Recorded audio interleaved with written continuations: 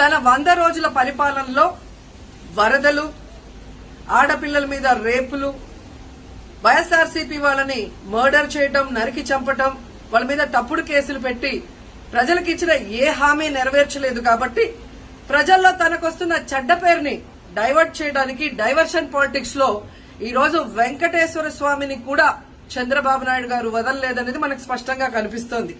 ఎందుకంటే ఆయనకి ఎప్పుడు అలవాటు, ఎప్పుడెప్పుడు ఆయనకి చెడ్డ పేరు వస్తుందో అప్పుడు ఏదో ఒక ఇష్యూని ఆయనే క్రియేట్ చేస్తాడు. దాన్ని తన వర్గీయులతో పబ్లిసిటీ చేయటం, దాని మీద డిస్కషన్లు చేసి ఎదుటి వాళ్ళ మీద నిందలు వేయటం ఆయనకు అలవాటే. కానీ ఈ రోజు మీరు చూస్తే సాక్షాత్తు టీటీడీలో తిరుమల లడ్డూ మీద ఇంత దిగజారుడుతనంగా చంద్రబాబు నాయుడు గారు మాట్లాడతారని ఎవరు ఎక్స్పెక్ట్ చేయలేదు. ఈ రోజు ఆయన మాట్లాడాక ప్రతి ఒక్కరు కూడా చీకొట్టడం మనం గమనిస్తూనే ఉన్నాం. ఎందుకంటే సాక్షాత్తు చంద్రబాబు నాయుడు గారి కొడుకే చెప్పాడు టీటీడీలో ముఖ్యమంత్రికి ఎటువంటి సంబంధం ఉండదు అని. అలాంటప్పుడు జగన్మోహన్ రెడ్డి గారు ఏదో దగ్గరుండి తిరుపతి లడ్డూలో యానిమల్ ఫ్యాట్ ని మిక్స్ చేయించినట్టుగా ఆయన ఈరోజు ఆరోపించడం ఎంతవరకు సబబని నేను అడుగుతున్నాను.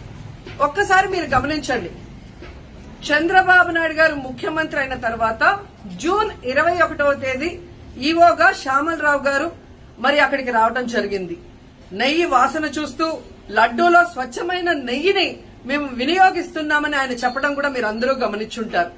జూలై 6వ తేదీ 12వ తేదీ 2 సార్లు ట్యాంకర్లది టెస్ట్ చేయడం జరిగింది. అందులో వెజిటబుల్ ఫ్యాట్ మిక్స్ అయింది కాబట్టి దాన్ని రిజెక్ట్ చేశాము, దాన్ని వాడలేదు అని శ్యామలరావు గారు చెప్పడం మనం అందరం కూడా గమనించాం. అలాంటిది 2 నెలల తర్వాత ఇప్పుడు చంద్రబాబు నాయుడు టీటీడీకి సంబంధించిన దాన్ని టీడీపీ ఆఫీస్ లో ప్రెస్ మీట్ పెట్టి ఇలా యానిమల్ ఫ్యాట్ కలిసింది అని ఒక నింద వేసినప్పుడు దాన్ని సమర్థిస్తూ మళ్లీ శ్యామలరావు గారితో ప్రెషర్ పెట్టి ప్రెస్ మీట్ పెట్టించి ఎలా మాట్లాడిచ్చారో మీ అందరూ కూడా గమనించారు. సాక్షాత్తు నారా లోకేష్ గారే చెప్పారు టీటీడీతో ముఖ్యమంత్రికి సంబంధం లేదు అని. అలాంటప్పుడు జగన్ గారి మీద ఎలా నిందలేస్తారని నేను అడుగుతున్నా. ఈరోజు మీ ప్రభుత్వంలో మీ ఈవో ఉండగా మీరు టెస్టింగ్ చేసిన మిల్క్ లో వెజిటబుల్ ఫ్యాటా ఇంకో ఫ్యాటా ఉంటే దానికి బాధ్యత ఎవరు? శ్యామలరావు గారా, లేదా ప్రభుత్వంలో ఉన్న చంద్రబాబు నాయుడు గారా, లేదా ఎవరు టీటీడీ బోర్డులో ఉన్న మెంబర్సా? సో ఇది ఒకసారి మనం ఆలోచించాల్సిన విషయం. అంటే ఈవో గారు తాను జాయిన్ అయినప్పుడు ఏం చెప్పాడు, ఈ రోజు చంద్రబాబు నాయుడు ప్రెషర్ పెట్టాక ఏం చెప్పాడు అనేది భక్తులందరూ కూడా గమనించాల్సిన విషయం. రెండవది మీరు చూస్తే చంద్రబాబు నాయుడు డైవర్షన్ పాలిటిక్స్ ఎప్పుడూ చేస్తుంటారు. అలాగే ఈ రోజు ఆ తిరుమల కొండ మీదకి జగనన్న అధికారంలో ఉన్నప్పుడు మోడీ గారు వచ్చారు, అమిత్ షా గారు వచ్చారు, ఎక్స్ సీజే రమణ గారు వచ్చారు, ప్రెసిడెంట్ సీజే గారు వచ్చారు. అంతెందుకు చంద్రబాబు నాయుడు ఫ్యామిలీతో సహా వెళ్లాడు, పవన్ కళ్యాణ్ గారు వెళ్లారు. లడ్డూలో ఏ మాత్రం రుచి తేడా ఉంటే ఆ రోజే వాళ్ళు కంప్లైంట్లు ఇచ్చుంటారుగా, ఎందుకు కంప్లైంట్లు ఇవ్వలేదు? ఇప్పుడు ఆ 5 సంవత్సరాల్లో ఏదో జరిగిందని నింద వేయటానికి ఈ రోజు టీటీడీని ఎంచుకొని తిరుమల తిరుపతి దేవస్థాన ప్రతిష్టను దిగజార్చడం ఎంతవరకు కరెక్ట్ అని భక్తులందరూ కూడా ఒకసారి ఆలోచించాల్సిన అవసరం ఉంది. అండ్ మూడోది, ఈ రోజు ఎవరైతే బీజేపీ నాయకులు కూడా మాట్లాడుతున్నారో వాళ్ళని నేను అడుగుతున్నా, ఇదే టీటీడీ బోర్డులో మెంబర్లుగా బీజేపీకి సంబంధించిన వాళ్ళు ఉన్నారు. మరి ఆ రోజు తప్పు జరిగితే వీళ్ళందరూ ఎందుకు మోడీ గారికి అమిత్ షాకి ఇన్ఫార్మ్ చేయలేదు, ఎందుకు దీని మీద చర్యలు చేపట్టలేదు అనేది నేను అడుగుతున్నా. అలాగే ఈ రోజు తెలుగుదేశం పార్టీ అధికార పార్టీలో ఉన్న వేమిరెడ్డి ప్రశాంతి గారు ఆ 5 సంవత్సరాల కాలంలో ఈ పర్చేసింగ్ కమిటీలో 5 సంవత్సరాలు ఉన్నారు. అలాగే ఇప్పుడు మంత్రిగా ఉన్న పార్థసారథి గారు కూడా పర్చేసింగ్ కమిటీలో ఉన్నారు. మరి వాళ్ళని విచారించండి, ఆ బోర్డు మెంబర్లందరినీ బయటకు వచ్చి మాట్లాడమని చెప్పండి, తప్పు జరిగిందా లేదా.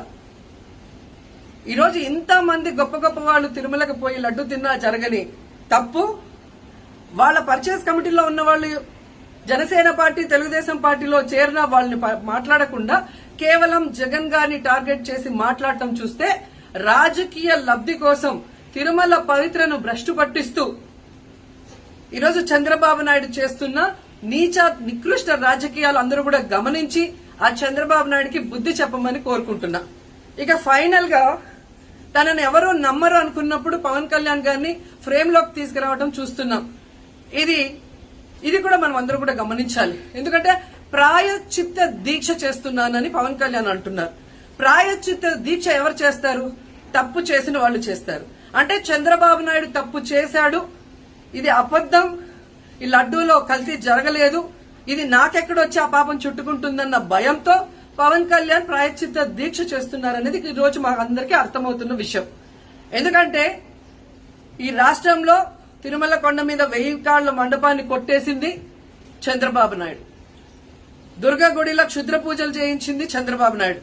విజయవాడలో 25కు పైగా పవిత్రమైన దేవాలయాల్ని కూర్చింది చంద్రబాబు నాయుడు. పూజల్లో బూట్లు వేసుకొని పూజలు చేస్తూ అన్ని తొక్కేసింది చంద్రబాబు నాయుడు గారు. ఇలాంటి చంద్రబాబు నాయుడు కోసం ఎన్ని ప్రాయశ్చిత్త దీక్షలు వైసీపీ నాయకులకి కానీ వారి మద్దతుదారులు కానీ నేను మనస్ఫూర్తిగా మీకు తెలియజేస్తున్నా. రామతీర్థం గొడవప్పుడు 219 గుడుల్ని మీరు అపవిత్రం చేసినప్పుడు మీ పాలనలో ఒక సగటు హిందువుగా నేను గొంతెత్తి పోరాటం చేయాలి అంటే రోడ్ల మీదకి ఆ రోజే వచ్చామని గుర్తుపెట్టుకోండి.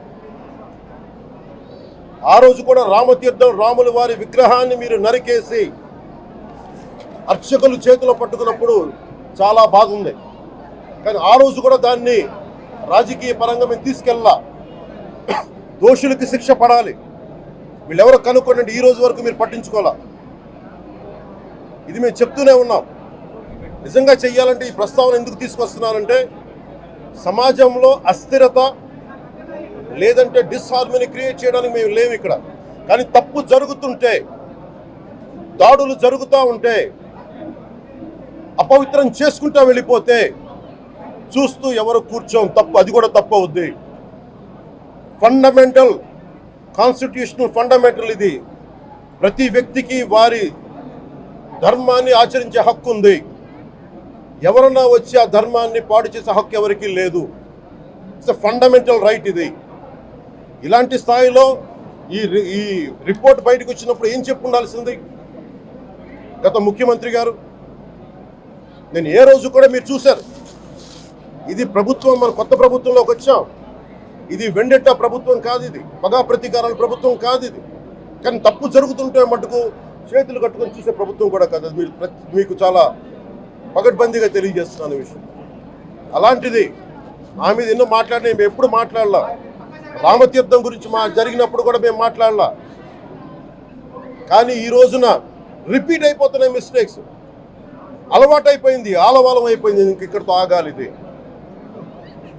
ఇప్పుడే ఫుల్ స్టాప్ టు దిస్. దీంట్లో ఒకరు నిందించట్లా. టీటీడీ బోర్డు ఉంది, వైసీపీ కాన్స్టిట్యూట్ చేసిన టీటీడీ బోర్డు ఉంది. వైవి సుబ్బారెడ్డి గారు ఉన్నారు టీటీడీ చైర్మన్ గా, టీటీడీ ఈవోగా ధర్మారెడ్డి గారు ఉన్నారు. మళ్ళీ వాళ్ళు కాకుండా కొత్తగా వచ్చారు. ఈ 5 సంవత్సరాలు ఈ బోర్డు ఏం చేస్తూ ఉంది? ఈ టీటీడీ బోర్డుని మేము ప్రశ్నిస్తున్నాం. మీరు బయటికి రండి. గత ముఖ్యమంత్రి ఏం చేసి ఉండాల్సింది? వచ్చినప్పుడు మీరు పంపించండి ల్యాబ్స్కి. మీకు ఎవరైతే తప్పులు చేశారో వారి మీద మీరు చర్యలు తీసుకోండి అని చెప్పాలి. కానీ తప్పులు చేసిన వాళ్ళు వెనకేసుకొచ్చే విధానం ఏంటో నాకు అర్థం కావట్లేదు. ఇది ఆయన మార్చుకోవాలి. అంతేగాని మీరు అస్థిరత చేసే ఆలోచన కానే కాదు. ఇదే మీరు ఊహించండి. ఇంకా ఏ ధర్మం మీదైనా సరే ఇలాంటి అపవిత్రం ఒక చర్చి మీద జరిగినా, ఒక మస్జిద్ మీద జరిగినా దేశం అల్లకల్లోలం చేసేస్తారు. ప్రపంచం అంతా మాట్లాడతారు, గ్లోబల్ న్యూస్ అయిపోద్ది. కానీ దేశంలో కోట్లాది మంది హిందువులు అపవిత్రమైతే, ఈ ప్రసాదం అపవిత్రమైతే ఒక్కరు కూడా మాట్లాడకూడదు. ఇది సెక్యులర్ వ్యవస్థకు విఘాతం అంటే హిందువులకి మనోభావాలు ఉండవా? ఇది ఒక్కరు నిందించట్లా. అసలు మీరు ప్రస్తావన చేయకూడదు, ఇది తప్పు, ఇది మాట్లాడకూడదంటే ఎట్లా? ఇదే వేరే మతానికి మీరు అన్వయిస్తారా? నేను అన్ని మతాలని సమానంగా గౌరవించేవాడిని, ఇస్లాంని గౌరవించేవాడిని, క్రిస్టియానిటీని గౌరవించేవాళ్ళం మేమందరం. సనాతన ధర్మం అని మొత్తుకుంటున్నాం. దేనికి సనాతన ధర్మం అంటే? సనాతన ధర్మానికి ఒకరు ప్రారంభించింది కాదు. ఇది ఒక వ్యక్తి ఒక కూర్చోబెట్టి ఒకరు స్టార్ట్ చేసింది కాదు. ఇది కొన్ని వేలాది సంవత్సరాలుగా అన్ని మతాలని, అన్ని విశ్వాసాలని అలింగనం చేసుకున్న నేల ఇది. అలాంటి విశ్వాసాలకి దగ్గర తీసుకున్న ఈ నేల మీద ఇలాంటి అపవిత్రం జరిగితే, రిపీటెడ్గా జరిగితే, ఒకసారి కాదు 2 సార్లు కాదు, రిపీటెడ్గా జరిగితే ఇప్పుడు కూడా మాట్లాడకూడదంటే అది తప్పు చేసిన వాళ్ళం అవుతాం మేము. దోషులకి శిక్ష పడాలి. ఫుడ్ అడల్ట్రేషన్ ఇది మేము కాదంటలా. టీటీడీ బోర్డు అప్పుడు టీటీడీ బోర్డు బాధ్యత తీసుకోవాలి. పొలిటికల్గా వచ్చి అలంకారప్రాయంగా ఒక్కొక్కళ్ళు వచ్చేసి దర్శనాలకి టికెట్లు ఇవ్వడానికి మీరు బోర్డు మెంబర్స్ అవ్వలేదు. మీరు ఎవరు చైర్మన్ కానీ ఈవో కానీ.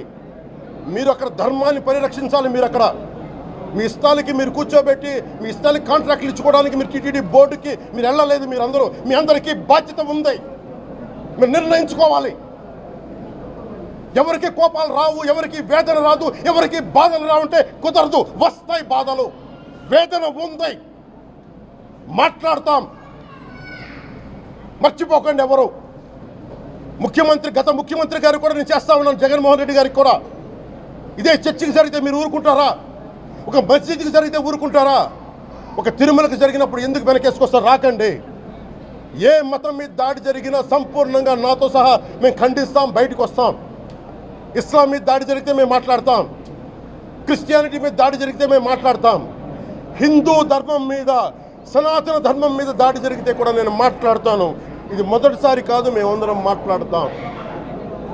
ఇది ప్రాథమిక హక్కు. ఇది పరస్పర విశ్వాసాలను గౌరవించుకోవడం చాలా చాలా అవసరం.